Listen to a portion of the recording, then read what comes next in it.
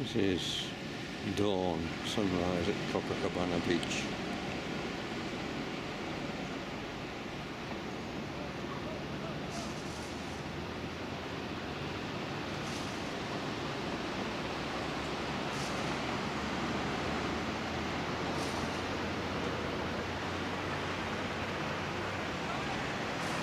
Nobody about.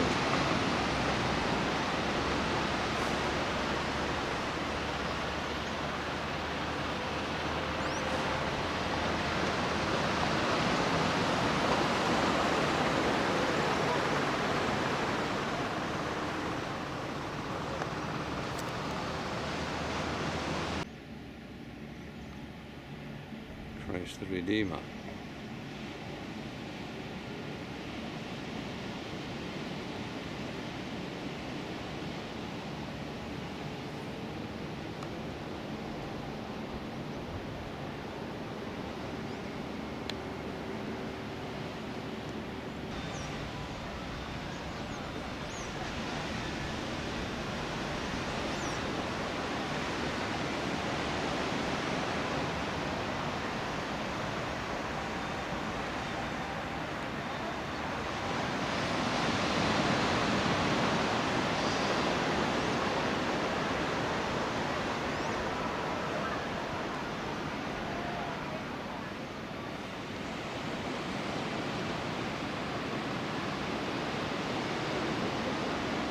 And today, Rio de Janeiro is 450 years old. And there will be big celebrations.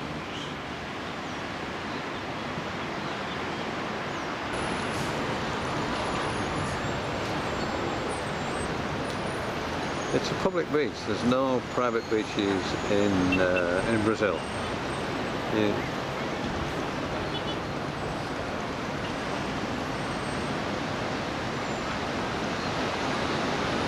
And what I find quite interesting is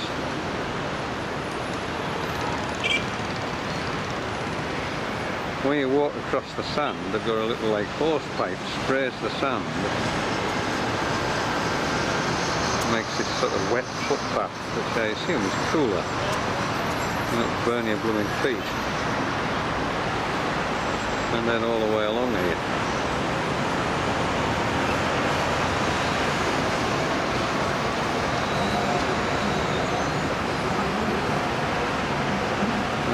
There are no big breakers either, it would seem. This is the Atlantic Ocean. Umbrellas everywhere. And this is Copacabana Beach. All the way down there. Sugarloaf Mountain right down to that end.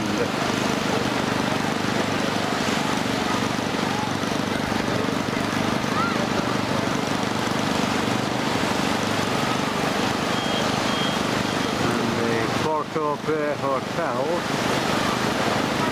is that dark building there.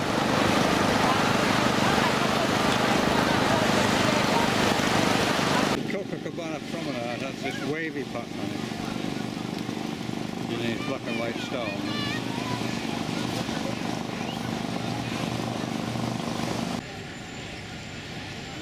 This is the famous, or perhaps infamous, Copacabana Palace Hotel, where the rich and famous stay, or when they come into town and they're performing gigs or whatever. That's where they all stay there, Copacabana Palace. It's very nice inside. It's very Art Deco. I think it was built in the 1920s. It was probably the very first big hotel on this beach. And it retains a lot of the Art Deco characteristics inside. You can always call in for a drink. Loads of little combis. I mean, these are all quite small.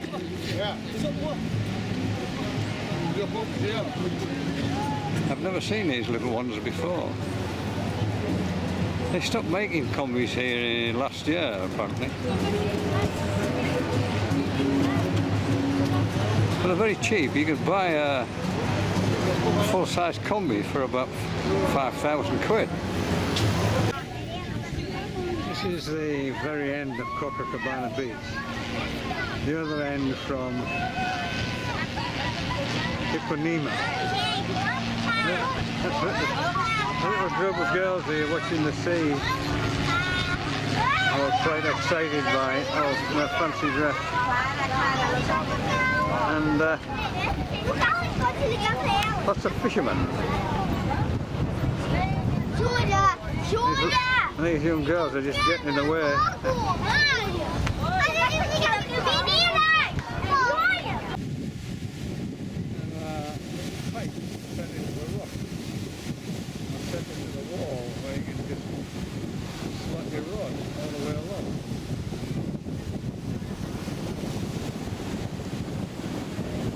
Sit back and wait.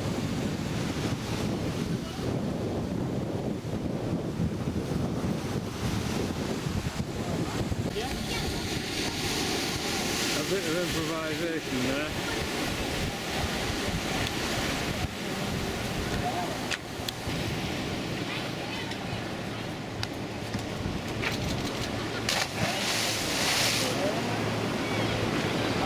Nuts.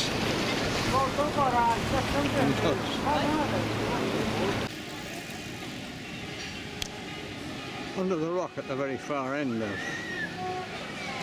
Copacabana Beach, there's a couple of cafes here which seem very, very popular. It's just 3 o'clock in the afternoon and it's very, very busy.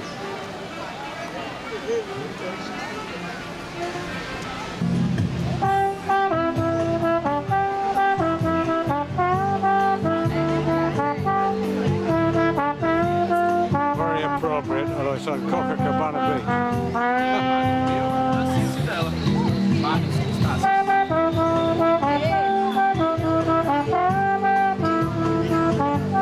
It sounds nice on its own bar. A bit flat there.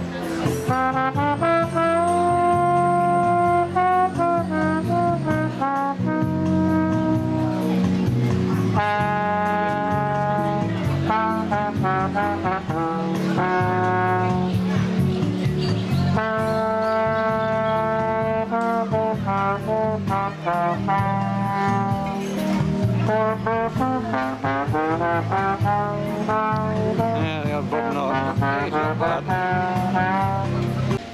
This place near the north end of the rock end seems very, very popular. It's absolutely packed inside and out. In the afternoon, that's particularly quite popular in the evening, and the menu looks pretty good. And as in London with Boris bikes or Barclays Bank bikes or whoever's sponsoring them now, E-Town sponsor these bikes here, which are orange. And there are lots of places along the way you can pick them up. They're very, very popular. The promenades are flat, of course, and the special cycleways which protect it from the traffic. Well, it's Sunday the 1st of March, which is the 450th anniversary of the founding of Rio de Janeiro. This is Ipanema Beach, of the song Girl from Ipanema. A couple of Brazilian warships going past there.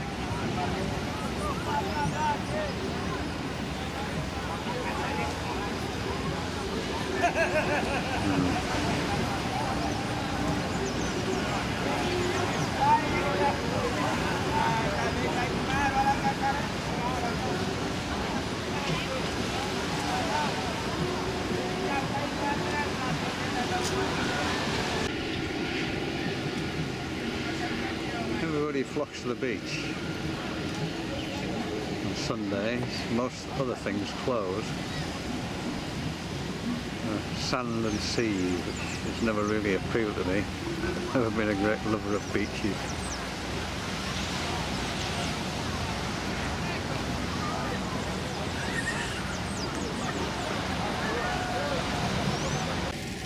This is the pattern for Ipanema promenade.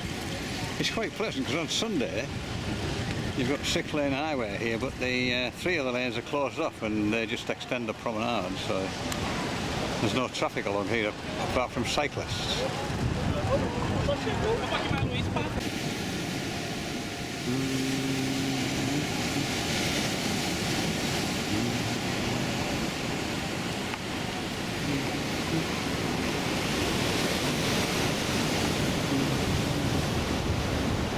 And this is Diablo Beach. It's a little small beach between this rocky promontory and that fort over there. Now the Silver Dome's on, which is at the end of Copacabana Beach. And behind it you can see Sugarloaf Mountain there. And the cable cars going up and down.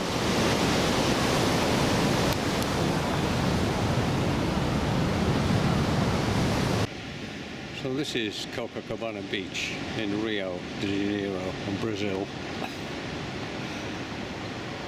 on the 26th of February 2015 at 9 o'clock in the evening, and it's almost completely deserted. This nice sweeping curve of a promenade right the way around. It's really rather nice. I mean, the whole beach is lit up.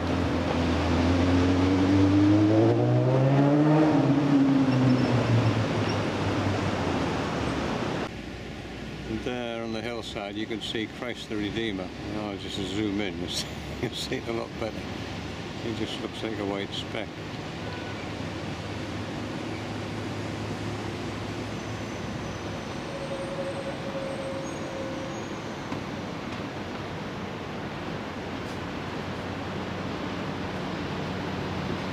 Which you get to with a sort of cog railway,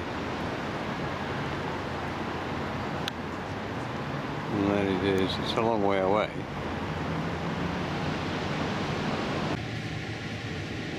and then behind all the posh facades, the big hotels up the front there, you get the favelas. These are the, well, they're called shanty towns, but they driving past them today, they all look very, very good. Bricks, and they have colour TVs, they have internet, water, electricity. It's just that they're built illegally, and of course they're infamous for gang warfare, especially with drugs. You know, these gangs fighting for its own piece of turf. But they seem to be doing something about it. They've got the sort of almost like a citizens' police force who force these people out. And the police, of course, have been very busy because last year it was the World Cup which was here, and then next year, of course, it's the 2016 Olympics. And there's massive building going on all over the place. But also, they obviously don't want